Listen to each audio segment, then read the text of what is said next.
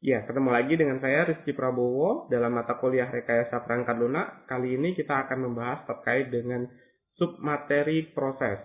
Hal pertama yang akan kita bahas yaitu terkait dengan model proses perangkat lunak atau model software proses gitu ya. Nah, model proses perangkat lunak adalah representasi dari sebuah proses perangkat lunak itu sendiri. Nah, setiap model proses perangkat lunak itu hanya merepresentasikan dari sudut pandang tertentu saja.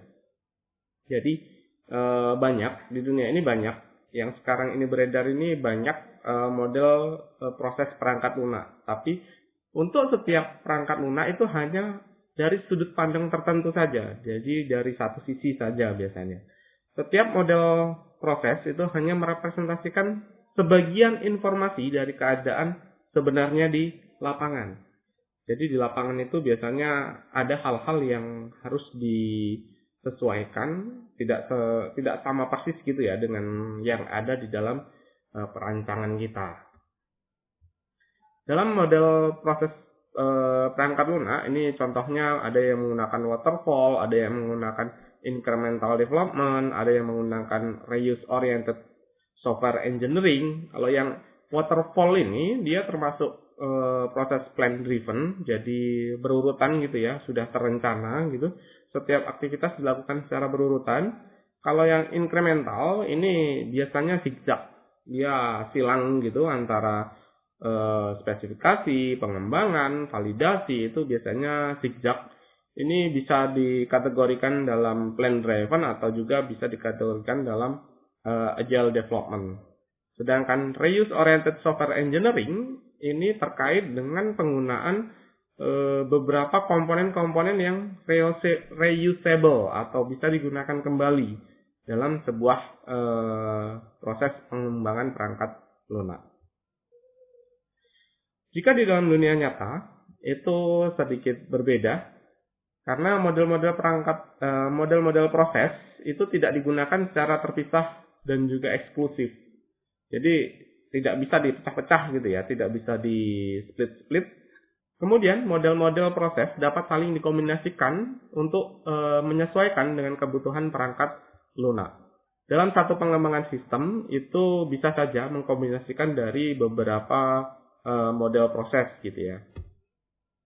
Sedangkan aktivitas yang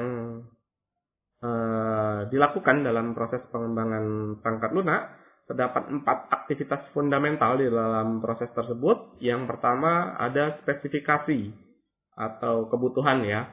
Kemudian ada pengembangan, kemudian ada validasi, kemudian ada evolusi. Nanti kita akan jelaskan satu persatu. Terkait dengan aktivitas-aktivitas tersebut, urutannya itu bisa menyesuaikan sesuai dengan model proses yang akan dipakai atau yang akan diadaptasi dalam proses pengembangan perangkat lunak. Yang pertama spesifikasi. Spesifikasi perangkat lunak ini merupakan proses memahami dan mendefinisikan layanan yang harus disediakan oleh sistem dan batasan yang dimiliki oleh sistem. Ini yang paling susah dalam pengerjaan sebuah proyek biasanya ini. Jadi mendefinisikan seperti apa sih keinginannya si user, mendefinisikan seperti apa sih keinginan si peminta program atau yang pemesan program ini. Kemudian proses dalam rekayasa kebutuhan ini merupakan salah satu prosesnya ya. Ada feasibility study atau studi kelayakan, kemudian requirement election and analysis, ada requirement specification, ada requirement validation, dan seterusnya. Anda bisa baca sendiri. Kemudian dalam proses perancangan dibagi menjadi 3 bagian. Yang pertama ada design input, termasuk di dalamnya itu kalau design input berarti platform yang akan digunakan, kemudian kebutuhan, spesifikasi kebutuhan yang dibutuhkan, kemudian data description, dan seterusnya. Data description ini termasuk data yang akan digunakan itu yang seperti apa. Kemudian yang kedua ada design activity. Di sini aktivitasnya. Aktivitas yang akan dikerjakan supaya nanti terwujud suatu perancangan, suatu perancangan yang akan kita gunakan untuk diimplementasikan dalam proses pengembangan perangkat lunak. Yang pertama misalnya arsitektur desain, ada interface desain, ada komponen desain, termasuk di dalamnya juga ada database desain. Nah, dari activity itu kemudian muncullah sebuah desain output yang akan digunakan untuk proses selanjutnya. Ini baru di proses perancangan ya. Nah, di sini desain outputnya misalnya sistem arsitektur. Sistem seperti apa sih yang akan kita gunakan? Kemudian database specification. Kebutuhan database atau database yang seperti apa yang akan kita gunakan. Kemudian interface specification. Ini biasanya kalau user bukan orang komputer gitu ya, itu biasanya lebih mementingkan ini, interface specification. Yang penting interface-nya bagus gitu. Ini biasanya yang terjadi di lapangan. Termasuk di dalamnya juga komponen specification. Komponen-komponennya itu seperti apa. Kemudian aktivitas perancangan di sini dimulai dari desain arsitektur, kemudian ada desain antarmuka, kemudian ada desain komponen juga, kemudian desain basis data. Ini yang saya jelaskan sebelumnya. Kemudian validasi perangkat lunak, di sini termasuk di dalamnya ada uji coba ya. Uji coba itu termasuk di dalam verifikasi dan validasi perangkat lunak. Nah, tahapan uji coba di sini ada komponen testing, kemudian masuk ke dalam sistem testing, akhirnya menghasilkan acceptance testing. Acceptance testing ini biasanya dilakukan oleh si user pemesannya. Tahapan uji coba tadi ada komponen testing, tiap komponen diuji coba ya. Kemudian komponen ini dapat berfungsi, kemudian objek, kemudian sekumpulan fungsi-fungsi dan objek, dan seterusnya. Uji coba sistem, di sini melakukan uji coba sistem secara keseluruhan, integrasi antar komponennya. Kemudian uji coba penerimaan atau tadi disebut sebagai acceptance testing gitu ya. Acceptance testing ini biasanya dilakukan oleh user, apakah software yang dikembangkan atau perangkat lunak yang dikembangkan ini sudah sesuai dengan permintaan atau keinginan si user. Nah, evolusi perangkat lunak. Nah, evolusi perangkat lunak ini merupakan tahapan yang jarang dipikirkan pada saat kita mengembangkan proyek gitu ya. Nah, perangkat lunak ini harusnya bisa berubah dan fleksibel. Berubah itu maksudnya tak lekang dimakan waktu gitu ya. Nah, kebutuhan perangkat lunak ini harus dapat berubah sesuai dengan perubahan kebutuhan yang disesuaikan dengan perubahan situasi bisnis. Misal, contoh nih.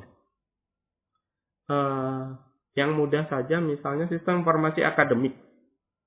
Beberapa tahun yang lalu, database-nya itu sama dengan yang sekarang. Hanya mungkin diadaptasi, bisa ditambah-tambah atau bisa dikurangi fitur-fitur di dalamnya. Misalnya tadinya ada yang mahasiswa yang lewat atau ngambil lebih dari 24 SKS. Nah, ini harus bisa fleksibel, bisa diubah, bisa ditambahkan fitur-fitur pembatasan seperti itu. Misalnya maksimum ya 24 SKS kalau misalnya IPK sebelumnya lebih dari 3 gitu. Nah, itu contoh evolusinya. Jadi tidak stuck diam begitu saja. Kalau yang stuck ya pasti akan tergerus oleh waktu. Nah, ini sudah banyak contohnya ya.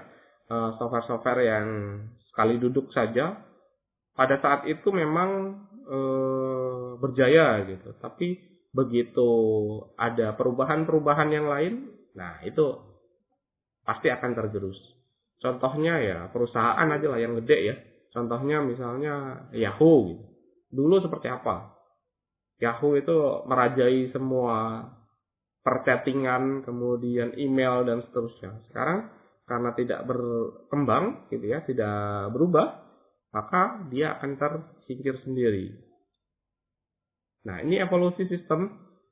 Prosesnya bisa saja dari define di sini ya, define system requirement, kemudian assess existing system, kemudian propose system change, kemudian modify system. Ini bisa saja dari modify system ini kembali ke define system requirement lagi, atau terwujudlah sebuah sistem baru.